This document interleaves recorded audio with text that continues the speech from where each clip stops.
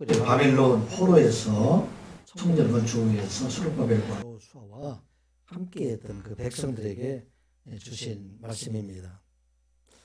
이스라엘 백성들 중에서 바벨론 포로 생활하던 사람들 중에서 성전 건축을 위해서 돌아온 사람들은 특별히 하나님을 사랑했던 사람들이고 성전을 사랑하고 예루살렘을 사랑했던 그런 사람들이었습니다. 그들이 포로 생활한 지 50에서 70년 동안 지냈기 때문에 어느 정도 그 포로 생활 현장에서 정착 생활을 하고 있던 사람들 중에서 특별히 성전 건축하러 가자 그랬을 때 나섰던 사람들은 그중 일부에 해당이 됩니다. 그들이 처음에는 사명감과 열정을 가지고 성전 건축을 시작을 했지만 계속 말씀드린 것처럼 많은 어려움을 통해서 내 외부에 반대로 성전 건축이 멈추게 되었고 학교 선지하고 스가랴 선지자를 통해서 그들이 격려를 받고 성전 건축 마침내 BC 516년 다리오 왕 6년에 아달월 성전 건축 완성을 하게 됩니다. 아마 이들이 성전 건축을 이렇게 열심히 했던 것은 성전 건축을 하게 되면 모든 것이 다 이제 회복이 될 것이다. 그렇게 생각을 하게 됩니다. 옛날에 다윗 시대의 그 영광, 솔로몬 시대의 그 영광이 이제 회복될 것이다. 그렇게 생각을 하였었습니다. 또 스가랴 선지자를 통해서도 성전 건축이 진행 중에 금식에 관한 그런 질문에 답할 때도 하나님께서 이스라엘을 완전히 회복시켜 주실 것이다. 그렇게 말씀을 하게 됩니다. 하나님께서 다시 예루살렘에 거하게 될 것이며 예루살렘의 진리의 성물이 되게 할 것이다. 그렇게 말씀을 합니다. 그래서 텅 비었던 예루살렘에 이제는 나이가 든 어른들, 남녀 어른들이 그곳에 함께 거주하게 되고 또 소년과 소녀들이 그곳에서 즐겁게 노는 그런 날이 오게 될 것이다. 이렇게 말을 합니다. 더 나아가서는 이스라엘 백성들뿐만 아니라 세상의 많은 백성들, 특별히 강대한 나라 그 백성들도 예루살렘에 와서 예루살렘들 손을 잡고 우리가 들으니까 하나님께서 너희들과 함께 거하시는 것을 얘기를 들었다. 그러니 나도 너희들과 함께 이 성전에 거해야 되겠다. 이렇게 하는 사람들이 많이 몰려올 것이다. 이렇게 생각을 하게 됩니다. 성전 건축의 완성이 되고 나서도 40년이 지나고 50년이 되었음에도 불구하고 예루살렘 상황은 전혀 다른 게 없는 그런 상황이 됩니다. 스룹바벨과 여호수아와 같은 지도자들도 떠나가게 되고 그것은 지도자들 없고 또 포로 귀환민들의 삶은 전보다 더 어려운 그런 삶을 살아가게 되는 것을 보게 됩니다. 그리고 그들이 세상신을 섬기고 있다는 투르와 시돈 같은 나라들은 더욱더 강성해서 많은 무역을 통해서 재물도 얻고 또 군사력도 강해서 그 상황을 시키고 있기 때문에 어떻게 보면 예수 믿지 않는 하나님을 믿지 않는 그 사람들이 더 잘 사는 것을 보게 됩니다. 그래서 에스겔 서에 보게 되면은 그 도로 사람들이 어떤 사람 어떤 마음을 가지고 있는가에 대해서 말씀하실 때 이렇게 기록이 되어 있어요. 인자야 너는 도로 왕에게 이르기를 주 여호와께서 같이 말씀하시되 내 마음이 교만하게 이르기를 나는 신이라 내가 하나님의 자리 곧 바닷 가운데 앉아 있다 하도다. 내 마음이 하나님의 마음 같을 채 한지라도 너는 사람이요 신이 아니거를. 이 도로 사람들이 생각할 때는 자기들의 재물이 많이 쌓여지고 자기들의 견고한 성을 누구도 건들 수 없는 그런 성이 되기 때문에 자기들은 신이라고 생각을 그렇게 하게 됩니다. 이러할 때에 바로 하나님께서 이스라엘 백성들을 권면하시고 또 그들에게 위로를 해주시기 위해서 주신 말씀이 바로 9장부터 시작해서 14장까지 말씀이 이어지게 됩니다. 우리 모습들은 어때요? 우리가 열심히 이 세상에 하나님을 섬기고 예배하고 기도하고 말씀대로 살아가고 있음에도 불구하고 우리 삶이 전에와 같이 여전하고 변하지 않는다면 어떨까요? 우리 하나님께 속한 모든 성도들은 이 세상의 것에 소망을 두지 아니하고 또 세상의 소망을 두지 아니하였기 때문에 영원한 하나님의 나라를 소망하고 어렵고 힘들 때 할지라도 우리를 구원해주시는 하나님께 대한 소망을 잃지 않고 그런 기쁨과 감사함으로 살아가리라 믿습니다. 그런데 이러한 소망을 가지고 있다 할지라도 그 고난의 날이 길어지게 되면 오히려 또 예수 믿지 않는 사람이 더 잘 살아가는 걸 보게 되면 많은 사람들이 때로는 회의감을 갖게 되는 것, 이게 우리의 현실의 모습입니다. 그때 우리 하나님께서 말씀하신 것 지난주에 말씀하셨죠. 너희들은 세상의 것들에 대해 소망을 두지 말고 이 세상에 모든 것이 진멸 당할 때 영원한 생명을 주신 하나님 앞에 소망을 두라. 그렇게 말씀을 합니다. 왜냐하면 이 땅에 모든 것이 다 종말에 이르게 될 것이다 하는 말씀입니다. 너희들을 힘들게 하는 것들, 너희들을 부럽게 하는 것들, 이 모든 것들이 바로 종말에 이르게 될 것이다. 이스라엘 백성들을 힘들게 했던 그러한 성읍들 하드락과 또 하맛과 다메섹 이 나라를 멸망을 당하게 할 것이고 두로와 시돈과 같이 너희들이 불화하고 있지만 그것들도 이제는 멸망을 당하게 될 것이다. 그러나 하나님께서 택하신 백성들 그 백성 끝까지 지켜주시고 이 땅 위에서도 하나님께 돌아오는 사람들 그 백성들에게는 구원에 이르게 할 것이다. 지역으로 말하게 되면 블레셋의 5 성읍 지역들 에그론과 아슬글론 또 가사 또 아스돗 이런 곳에 있는 사람들 중에서도 하나님께 돌아오는 사람들 그 사람들에게 구원을 하게 할 것이다. 그래서 말씀을 하고 있습니다. 오늘 본문의 이어진 말씀은 그럼 누가 이와 같이 구원을 이루게 되고 누가 온 땅에 하나님의 공의를 이루어 가게 할 것인가? 이 세상의 구원자로 오시는 분이 누구인가? 그 구원자에 대한 소개가 바로 오늘 9장 9절부터 시작해서 마지막 절까지 이르게 됩니다. 그분은 누구일까요? 온 세상에 메시아로 오신 예수 그리스도 그분을 통해서 이스라엘의 회복뿐만 아니라 온 땅의 모든 백성들을 회복시켜 주실 것이다 하는 것을 말씀하고 있는 것입니다. 오늘 본문에 있는 말씀 바로 예수님이 처음에 오시는 2000년 전에 오시는 예수 그리스도를 통해서 온 세상의 구원을 이루어 가실 것에 대해서 지금 말씀을 하고 있습니다. 이스라엘 백성들이 생각하기는 자기들이 회복되게 되면은 이제는 다윗왕 때와 같이 군사력으로 그들에게 강대한 나라가 되어서 바사제국으로부터 그 백성들을 구원해 주실 것을 그들이 기대하고 있지만 오늘 본문에 있는 말씀은 하나님께서 원하시는 것은 세상 나라의 회복이 아니라 온 세상의 구원, 모든 사람들을 죄와 사망의 권세에서 구원해 주실 그 메시아에 오시게 될 것이다 하는 것을 말씀을 하고 있는 것입니다. 온 땅에 어려움이 있지만 우리 하나님께서는 그 백성들에 대한 구원의 계획을 준비하시고 이루어 주시는 하나님이다 하는 것입니다. 이스라엘 백성들은 그들이 생각할 때에 하나님께서 계시지 않지 않느냐? 하나님이 계시다면 어떻게 우리에게 이와 같은 어려움들이 있을까? 그렇게 생각하지만 오늘 본문의 말씀을 통해서는 하나님께서 세상에 오시는 메시아를 통해서 온 세상의 구원을 계획하고 있다 하는 것을 말씀을 하고 있습니다. 지금 우리가 종말의 시대를 살아가면서 때로는 하나님이 살아계시고 하나님이 살아계시다면 어떻게 이렇게 강한 자들이 약한 자들을 힘들게 하고 또 세상에 많은 것들이 우리를 어렵게 하는가? 그런데 우리 하나님께서는 지금도 택하신 백성들에 대한 구원의 계획을 이루어가시고 준비해 주시는 하나님이시다 하는 말씀입니다. 오늘 우리에게 주신 말씀 먼저는 평화의 왕으로 오시는 메시아 하나님의 아들 예수 그리스도를 바라보는 자가 되라 하는 말씀입니다. 예수님께서 세상에 오신 것 그것은 전쟁을 통해서 세상을 이기는 것이 아니라 나귀를 타고 세상에 오셔서 이 땅에 있는 모든 백성들 하나님이 택하신 백성들 그 백성들을 구원하시고 그 백성들에게 화평을 주시기 위해서 세상에 오셨다 하는 말씀입니다. 세상에 많은 사람들은 강한 것을 원하고 세상에서 모든 것을 가질 것을 원하지만 세상에 오시는 나귀 타고 오신 예수 그리스도 그분은 모든 것을 다 내어줌으로 이 땅에 평화를 이루게 하시는 하나님이다. 그래서 우리 모든 성도들도 이 땅에서 하나님의 자녀로 살아가고 하나님의 백성으로 살아가게 될 때는 우리도 화평케 하는 자로 살아가라 하는 것이 오늘 본문에 이런 주신 말씀입니다. 9절과 10절 말씀 같이 한번 읽어보겠습니다. 시온에 따라 크게 기뻐할지어다. 예루살렘에 따라 즐거이 부를지어다. 보라 내 왕이 내게 임하시나니 그는 공의로우시며 구원을 베푸시며 겸손하여서 나귀를 타시나니 나귀의 작은 것 내가 에브라임의 병거와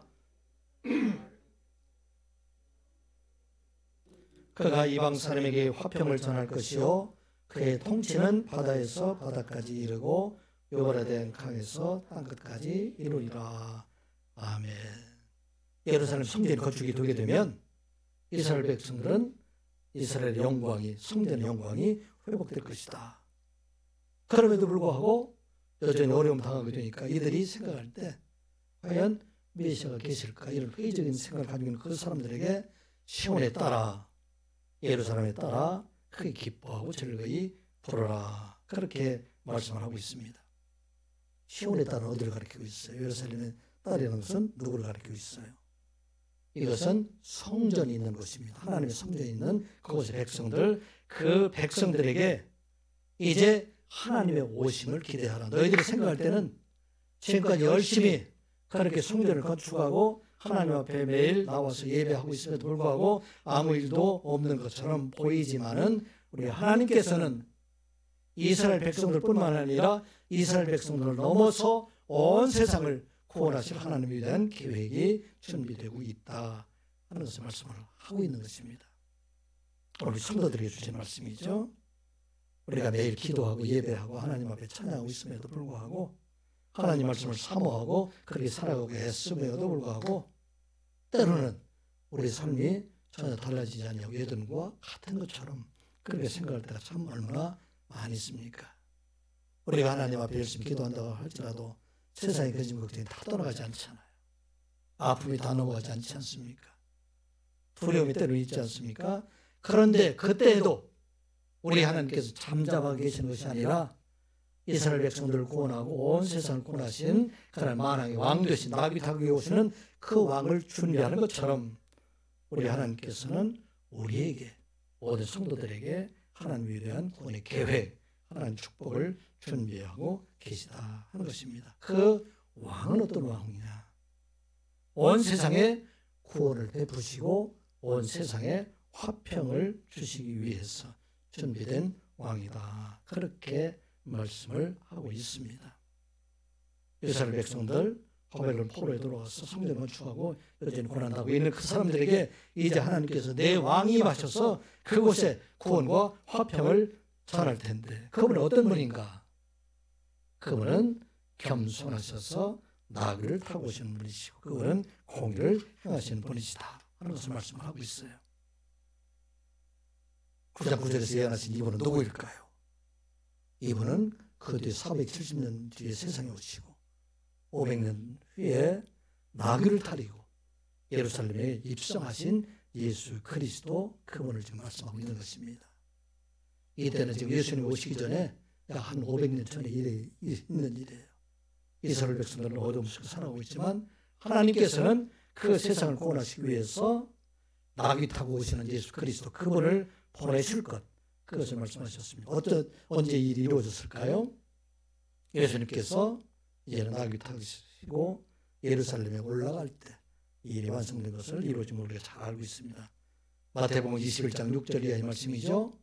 제자들이 가서 예수께서 명하신 대로 하여 나귀와 나귀 새끼를 끌고 와서 자기들의 겉옷을 그 위에 얹음에 예수께서 그 위에 타시니 무리의 대다수는 그들의 겉옷을 길에 펴고 다른 이들은 나뭇가지를 베어 길에 펴고 앞에서 가고 뒤에 따르는 무리가 소리 높여 이르되 호산나 다윗의 자손이여 찬송하리로다 주의 이름으로 오시는 이여 가장 높은 곳에서 호산나 하더라. 아멘. 온 세상 모든 사람들을 구원하기 위해서 지금 어둠 속에 살아가고 있는 그들에게 소망의 소리, 온 세상을 구원하신 메시아가 그곳에 임하게 될 것이다 하는 것을 말씀하고 있습니다. 그분이 이제 온 세상 모든 사람들을 구원하시고 두려움 속에 살고 있는 사람들, 어려움 속에 살고 있는 사람들, 그 사람들에게 화평을 전하실 분으로 준비되고 있다 하는 것을 말씀을 하고 있습니다. 공의로우신 그분 어떤 분이시라고요? 그분은 공의로우시며 구원을 베푸시며 겸손의 나귀를 타시고 오셨다 하는 것입니다.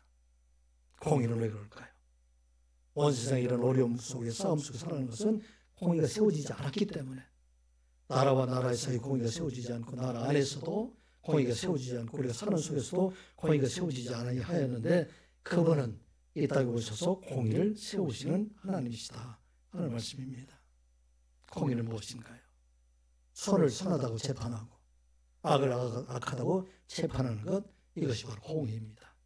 그런데 세상에서 이러한 공의가 이루어지지 않고 선을 악하다고 재판하고 악을 선하다고 재판하는 그런 세상에 우리가 많은 두려움과 어려움 속에, 혼란 속에 살아가고 있는데, 이제 공의로우신 그 하나님께서 이를 이루어가게 하신다 하는 말씀입니다. 세상에 많은 사람들이 자기의 힘으로 공의를 깨뜨리고 재물로 권세를 공의를 깨뜨리지만, 이제 공의로우신 예수 그리스도 그분이 오시게 되면 이 땅 위에 강한 자들을 다 깨뜨리시고 공의를 세우시는 하나님이시다 하는 말씀입니다. 만왕의 왕으로 오시는, 나귀 타고 오시는 분은 어떤 분이실까요? 겸손하다. 이 겸손이라는 원어를 보게 되면 아니라는 그런 얘기가, 아니라는 게 원어인데, 이것은 겸손의 의미가 가난하고 비참하다, 낮은 자리에 있다, 어려운 생활에 있다, 그런 얘기를 말하고 있습니다. 하나님께서 세상에 오심으로 가난하고 비찬 자리에 가르쳐서 그들을 위로하실 뿐만 아니라 그들을 구원하셔서 이제 그들에게 하나님의 일을 나타나게 하실 것이다. 병든 자를 고쳐주시고 세리와 죄인 있는 사람들에게 나타나셔서 그들을 위로하시는 하나님이시다 하는 말씀입니다. 세상에 있는 사람들이 왜 낙심하고 실망하게 될까요? 이스라엘 백성들이 왜 낙심하게 됐을까요? 천에 있는 영광을 회복하려고 하기 때문에 좋은 자리, 높은 자리에 올라가려고 했는데, 예수님께서 나귀 타고 오시는 그분은 낮은 자리로 오셔서 낮은 자리를 위로하시고 그들과 함께 하시는 하나님이시다. 그래서 말씀을 하고 있는 것입니다. 바로 이 땅에 오신 예수 그리스도, 그분은 높은 자리에 올라가신 분이 아니라 세상에 많은 사람들이 높은 자리로 올라가기 위해서 그들이 세상에 많은 싸움 속에서 어려움 속에서 살아가고 있는데, 그들에게 낮은 자리에 계신 예수 그리스도를 통해서 우리에게 참 위로를 주시겠다 하는 말씀입니다. 그런데 그분은 어떤 분이신가? 전쟁을 하시는 분이 아니라 평화를 주시는 하나님이시다. 이스라엘 백성들이 왜 실망을 하고 있어요? 그들에게 다윗왕과 같이 그런 왕을 보내서 그들이 전쟁으로 주변에 있는 나라들을 점령을 하고, 또 그 당시에 바사 제국으로부터 그들이 독립될 것을 원하고 있었는데, 이 메시아 나귀 타고 오시는 분은 어떤 분이신가? 10절에 보게 되면 내가 에브라임의 병거와 예루살렘의 말을 끊겠고 전쟁하는 활을 끊으리니. 세상에 오시는 나귀 타고 오시는 그분은 전쟁을 이제는 폐하게 하시고 그곳에 참 화평을 전하는 그런 왕이 오게 될 것이다 하는 것을 말씀을 하고 있는 것입니다. 언제 이 일이 이루어졌어요? 예수 그리스도께서 세상에 오셔서 이제는 예루살렘에 올라가신 그 예수께서 십자가의 죽으심과 부활을 통해서 이제 그를 믿는 모든 사람들이 구원을 주신 복음이 완성됐어. 이 복음을 통해서 온 세상을 유대에서 시작된 그런 군사로 점령하는 것이 아니라 유대에서 시작된, 예루살렘에서 시작된 복음으로 온 세상을 이제는 점령하게 될 것이다. 그 말씀이 바로 이루어졌다는 것입니다. 10절 말씀을 다시 한번 읽어보겠습니다. 시작. 내가 에브라임의 병거와 예루살렘의 말을 끊겠고 전쟁하는 활도 끊으리니 그가 이방 사람에게 화평을 전할 것이요 그의 통치는 바다에서 바다까지 이르고 유브라데 강에서 땅끝까지 이르리라. 아멘. 나귀 타고 오신 예수 그리스도, 그분은 공의를 행하시고 그분은 겸손하셔서 이제는 전쟁한 모든 것들을 끊어버리고 온 세상에 주의 복음으로 이 세상을 점령하게 할 것이다. 이 일이 바로 언제 이루어졌어요? 예수 그리스도의 복음이 로마 제국을 넘어서 유럽을 지나서 아메리카, 아프리카 온 세상에 전파됨으로 말미암아 이 일을 이루어가게 하시는 하나님이시다 하는 말씀입니다. 참 평강이 있는 곳이 어딜까요? 여러분들 참 평강을 원하잖아요. 재물이 많은 곳이 평화가 있을까요? 아니면 권력이 많은 곳, 큰 군사력을 가진 곳, 그곳이 참 평화가 있을까요? 우리가 아는 것처럼 세상에 많은 권력을 가지고 있고 또 군사력을 가지고 있고 재물을 가지고 있다 할지라도 그 어느 곳도 참 평안을 얻을 수 없는 것을 우리에게 보여주십니다. 다윗하고 오시는 예수 그리스도, 그분은 이 세상의 모든 전쟁은 도구들을 끊어버리시고 그곳에 참 평안을 주시는 하나님이시다 하는 말씀입니다. 그래서 이제는 이 땅 위에 싸움과 원망이 있는 곳에 참으로 하나님의 나라를 이루어가는 것, 이것이 바로 우리 하나님께서 세상에 오신 다윗하고 오신 예수 그리스도의 사역이다 하는 것을 지금 우리에게 소개하고 있어요. 세상에 지금 전쟁의 소리가 끊이지 않고 있지 않습니까? 싸움의 소리가 끊이지 않고 여러분들이 사는 직장에서도 때로는 가정에서도 많은 어려움을 당하고 있는 것이 무엇 때문일까요? 그들이 원하는 것이 세상의 것들이 되기 때문에 그것을 많이 얻고자 하는데 우리 하나님께서는 세상에 오신 예수 그리스도의 모든 걸 끊어버리시고 그곳에 참평을 주시겠다 하는 말씀입니다. 참평은 바로 복음 있는 곳, 하나님 말씀 있는 것이 바로 참평강이 있는 곳이다 말씀하고 있습니다. 사랑하는 성도 여러분, 여러분들 이 땅을 살아갈 동안에 참 복음 안에서 참 평안을 얻는 여러분들 되시기 바랍니다. 이 복음을 온 세상에 전하며 여러분들이 가는 곳마다 참으로 화평케 하는 자 되어서 하나님의 아들이라 일컬음을 받는 여러분들의 삶이 되기를 주님의 이름으로 축복합니다. 그런데 이 세상에 참 평강을 주신 것, 이것은 어떻게 이루어졌는가? 오늘 이어진 말씀이에요. 그것은 하나님의 아들 예수 그리스도의 희생으로 이루어졌다 하는 것을 말씀을 하고 있습니다. 평안이라는 것이 싸움으로 이루어진 것이 아니라 예수 그리스도의 대속의 십자가의 은혜로 이루어졌다 하는 것입니다.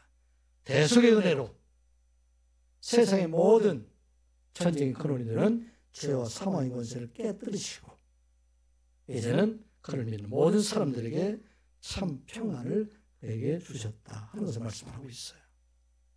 우리가 세상에 살아나가면서 참으로 어려운 말씀 여러분들에게 드립니다. 여러분들 힘으로 세상을 평화롭게 못하고 어떻게 할 수 있는가? 희생과 섬김으로 내가 가진 것을 나눠주고 섬김으로 이 일을 이루어가게 하신다 하는 것을 말씀을 하고 있어요. 그래서 이 땅에 살아갈 동안에 참 평화를 이루기 위해서는 받는 자가 아니라 주는 자가 될 때, 내가 가지는 것으로 섬기는 자가 될 때 우리는 참 평화를 이루는 자로 살아가게 하신다 하는 말씀하고 있어요. 마지막 날에 우리 하나님 앞에 나를 이를 때 우리는 어떤 자로 살아가는가? 내가 세상의 것을 많은 것을 얻는 자로 살아가는 것이 아니라 내게 주신 은혜로 나눠주는 자로 살아가라 하는 것이 오늘 본문에 이어지는 말씀입니다. 11절 12절의 말씀이 그 말씀입니다. 같이 보겠습니다. 시작. 또 너로 말할진대 내 언약의 피로 말미암아 내가 네 갇힌 자를 물 없는 구덩이에서 놓았나니 갇혀 있으나 소망을 품은 자들아 너희는 요새로 돌아올지니라. 내가 오늘도 이르노라. 내가 네게 갑절이나 갚을 것이라. 아멘. 온 땅에 구원을 주고 또 평화를 줄 수 있는 그런 나귀타고 오시는 그런 메시아. 그분이 어떻게 이 세상을 구원하고 어떻게 이 세상에 화평을 주었는가? 11절에 그 답을 말하고 있어요. 너로 말할진대 내 언약의 피로 이 일을 이루게 하셨다. 그래서 말씀하고 있어요. 내가 십자가의 죽으심으로 말미암아 죄와 사망의 권세를 이기게 하여 주시고 내가 죽음으로 말미암아 물 없는 웅덩이에서 죽어가는 그 많은 사람들에게 소망을 주고 그들에게 해방감을 주고 그들을 구원하는 일들을 이루어가게 하셨다. 그리고 갇혀있지만 소망을 가지고 있는 많은 사람들, 그 사람 내게로 돌아오는 말이야. 온 세상을 구원하게 하셨다. 그것을 말씀하고 있어요. 온 세상에 구원을 이루게 하시고 화평을 이루게 하신 것은 그들과 전쟁으로 싸우는 그런 이스라엘이 아니라 유대인의 왕으로 오신 예수 그리스도 그분의 희생을 통해서 죽으심을 통해서 이 일을 이루어가게 하셨다는 것을 말씀하고 있어요. 온 세상의 모든 죄를 그에게 담당시키심으로 말미암아 그를 믿는 모든 사람들에게 참 평안을 주셨다 하는 것을 말씀을 하고 있습니다. 이사야서 53장 5절 이하의 말씀이죠. 그가 찔림은 우리의 허물 때문이요 그가 상함은 우리의 죄악 때문이라. 그가 징계를 받음으로 우리는 평화를 누리고 그가 채찍에 맞음으로 우리는 나음을 받았도다. 아멘. 이거 우리에게 주신 말씀이에요. 우리가 평화를 누리는 것은 행복하게 구원에 이르는 것은 그가 징계를 받음으로 십자가의 죽으심을 당하심으로 말미암아 이 일을 이루어가게 하셨다는 것입니다. 우리가 나음을 얻는 것, 우리가 이 땅을 살아갈 동안 기쁨과 감사함으로 살아가는 것은 그가 채찍에 맞음으로 고난을 당함으로 이를 우리에게 주셨다 하는 말씀을 하고 있습니다. 우리가 하나님 앞에 고백하죠. 하나님의 은혜로 값없이 우리가 구원을 받았다, 그렇게 고백을 하고 있습니다. 그런데 구원은 값이 없는 것이 아니라 하나님의 목숨을 바꾼, 하나님의 목숨을 버리신 그런 값을 가진 것이 바로 구원입니다. 이 값을 세상에서는 아무도 치를 수 없기 때문에, 그래서 이것을 그냥 무료로 값 없이 우리에게 주신 것, 바로 구원입니다. 우리가 하나님의 은혜로 구원받았다는 얘기, 값없이 구원받았다는 얘기는 우리를 위해서 죽으신 예수 그리스도를 통해서 우리는 구원을 받은 자가 되고 기쁨과 감사함으로 얻는 자가 되었다는 것을 말씀하고 있어요. 이게 바로 우리에게 주신 말씀이에요. 너희들이 구원을 받게 되고 참 평안을 얻게 되는 것은 내가 내 언약의 피, 예수 그리스도의 태속의 은혜로 이를 이루어가게 하셨다, 그래서 말씀하고 있어요. 이 세상에 참 평안이 있는 곳에는 반드시 이와 같이 섬김과 희생이 있는 곳에서 참 평안이 이루어지게 된다는 것입니다. 세상의 전쟁으로는 결코 그곳에 참 평안을 이룰 수가 없고, 전쟁은 또 다른 전쟁을 이루게 되고, 재물로도 참 평안을 얻을 수 없는 것은 이 재물로는 세상을 갖고 구원할 수 없기 때문입니다. 대만의 국립박물관에 들어서면 가장 사람들이 눈길을 끌고 있는 동상에나 거기서 서 있다고 그래요. 가보지 않았기 때문에 그를 통해서만 여러분들 소개를 하면, 그 동상은 빨간 모자를 쓰고 또 빨간 옷을 입은 사람인데, 그 동상 밑에 오봉 미셔너리, 오봉 선교사, 대만 같은 나라에서도 선교사가 잘 귀한데 오봉 선교사 이렇게 기록이 되어 있다고 합니다. 중국 땅에 오봉이라는 선교사가 있었는데 그분이 대만에 가서 이렇게 복음을 전하게 되었습니다. 그런데 그 산간 지방 안에 사람들이 목을 잘라가지고 자기들의 신에게 제사하는 그런 풍속을 가지고 그런 부족들이 있었어요. 아리사라는 그 산에서 사는 토인들이 그와 같은 일들을 하였는데, 그곳에 가서 오봉 선교사가 열심히 복음을 전했어요. 오봉 선교사가 아마 지혜도 있었고 이렇게 아마 체력적으로도 강했던 그런 모습인 것 같아요. 열심히 섬기다 보니까 나중에 그곳에 가서 추장이 됐어요. 추장이 되고 나서 이제 말하기를, 이제는 살인하면 안 됩니다. 사람을 죽이는 것은 결국 하나님께서 기뻐하시는 일이 아니고 벌을 받는 일이니까 이제는 일을 해서는 안 됩니다. 그래서 2년 동안은 제사를 드리지 않았다고 그래요. 3년째가 되는 때에 그곳에 있는 마을 사람들이 생각하기로 이것은 우리가 조상 때부터 이렇게 지켜왔기 때문에 우리는 해야 됩니다. 그래서 이 제사를 사람의 목을 잘라가지고 제사를 드리고자 합니다. 오봉선에서 아무리 말해서 그들을 듣질 않아요. 눈물로 기도하다가 그가 말하기를, 이제 몇 날 며칠 후에 그들이 이곳에 가게 되면, 어느 지역에 가게 되면 그곳에 빨간 모자를 쓰고 또 빨간 옷을 입고 있는 사람이 그곳에 있을 텐데, 그 사람을 잡아서 그 목을 잘라서 제사를 드리도록 하고 다시는 이런 일들을 하지 말라, 그렇게 말하게 됩니다. 그래서 마을 사람들이 정한 시기에 그곳에 가서 보니까 말한 대로 빨간 모자를 쓰고 빨간 옷을 입은 그런 사람이 보이게 됐어요. 그래서 그를 죽여가지고 목을 자르고 보니까 그 사람이 오봉 선교사였었어요. 자기도 추장했던 그 사람이 됩니다. 그 사람들이 대성 통곡을 하고 그들이 다시는 사람을 죽이는 일을 하지 않았다, 그렇게 말을 합니다. 한 사람의 희생으로 수많이 죽어가는 많은 사람들의 그 희생을 막을 수 있었다 하는 것을 말씀을 하고 있습니다. 우리 지난 날을 돌아보면 다 많은 사람의 희생들이 있지 않았습니까? 여러분들이 거저 큰 것이 아니라 부모들의 희생이 있었고, 주변 사람들의 희생이 있었고, 많은 동반자들의 희생이 있어서 그 섬김을 통해서 우리에게 지금까지 왔다는 것입니다. 평화를 이루는 곳에는 반드시 이와 같이 희생이 있다. 온 세상을 구원하신 예수 그리스도의 희생을 통해서 온 세상의 평화가 이룬 것처럼 우리의 삶도 여러분들이 가는 곳에 화평을 원한다면 그것은 섬기는 자가 될 때, 내가 섬기는 자, 희생하는 자가 될 때 그것에 참 화평이 이루게 된다. 그래서 말씀하고 있습니다. 하나님의 모든 성도들, 이 일 얼마나 힘든 일이에요. 그래서 이 일을 행하는 사람들을 성경에서 하나님의 아들이라고 말했어요. 화평케 하는 자는 복이 있나니 저가 하나님의 아들이라.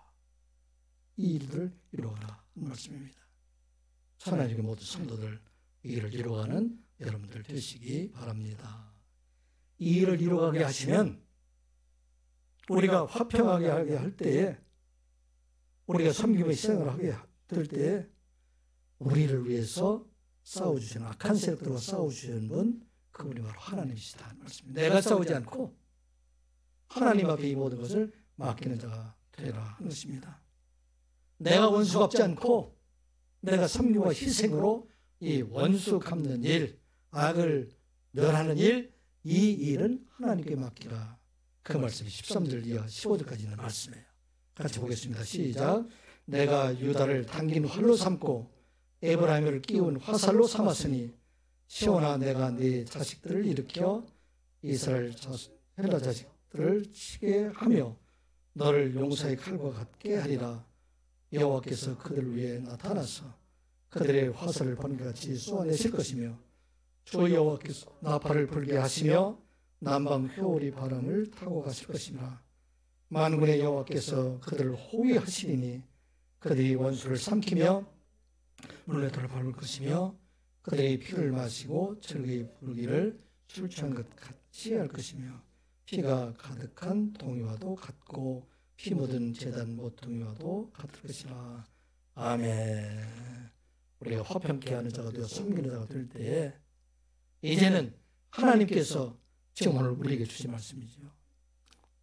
내가 그들을, 오늘 13절 말씀 보면 내가 유다를 당긴 화살로 삼겠다 그 말씀입니다. 10절에 보면 어떤 말씀이 나와요? 내가 에브라임의 병거도 끊어버리고 에브라임의 활도 끊어버리고 또 전쟁의 활도 다 끊어버리겠다. 말도 끊어버리고 전쟁의 활도 다 끊어버리겠다. 그 하나님께서 이제는 예루살렘을 위해서, 에브라임을 위해서 싸우시겠다는 얘기예요. 그들의 힘을 더하여 주시는 하나님이 하시겠다 말씀입니다. 그래서 유다로부터 강하게 하시고 예루살렘으로부터 강하게 하시겠다는 말씀입니다. 오늘 우리에게 주신 13절의 말씀을 보면 내가 유다를 당긴 활로 삼았으니, 영어로 말할 때 이렇게 말하고 있어요. I will bend 유다. 내가 유다로 활을 만들겠습니다. as my bow. 하나님의 활로 유다를 만들어 보겠다는 얘기죠. 그리고 I will fill the bow with Ephraim. 에브라임으로 화살을 만들어 가지고 대적자들을 이기게 하여 주시겠다 하는 말씀입니다. 여기 우리에게 주신 말씀이에요. 우리를 승리하게 하시는 것은 내가 싸우는 것이 아니라 우리를 위해서 싸워주시는 하나님, 그 하나님 우리를 활로 만들어 주시고 화살로 만들어 주셔서 이 땅을 구원하여 이르게 하실 것이다.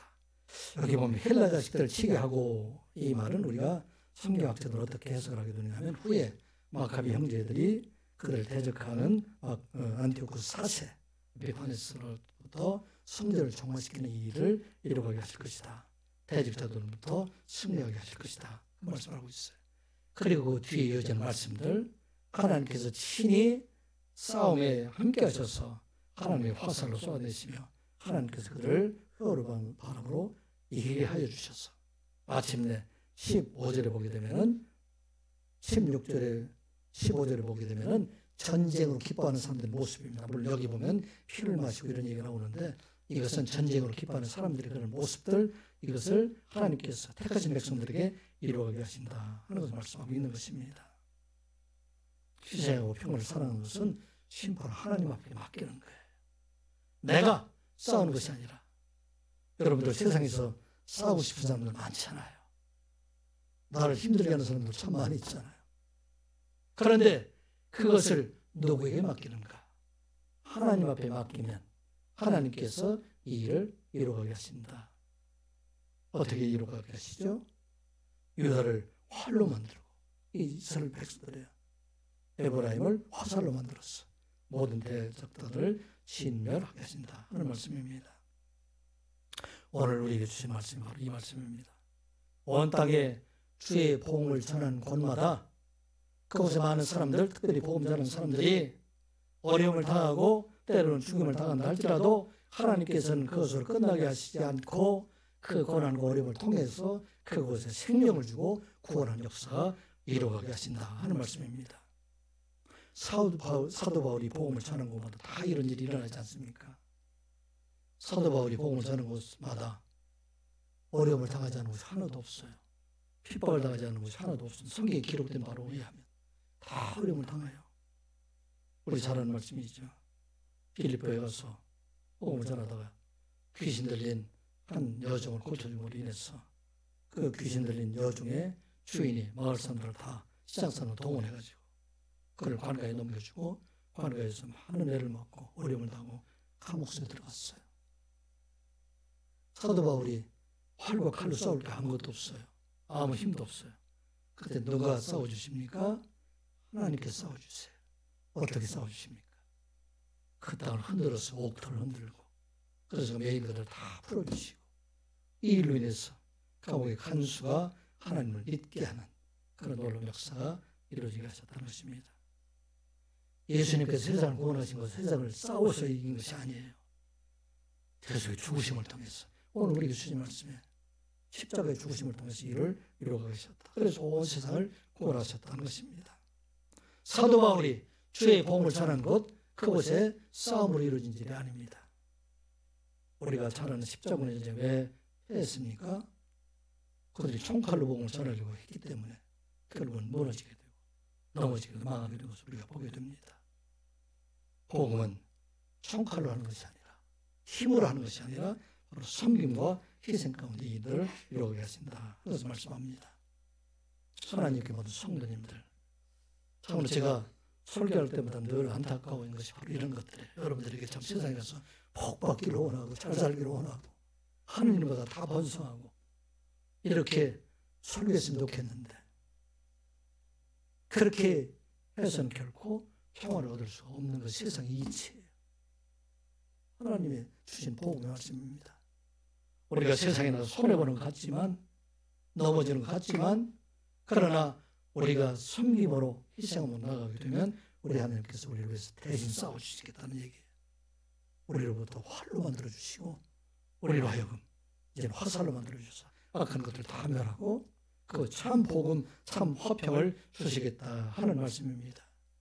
우리 하나님의 모든 성도들 참으로 어려운 그런 신앙생활을 할지라도 이를 통해서 참 평안 가운데 살아가는 여러분들 되시기를 주님의 이름으로 축복합니다.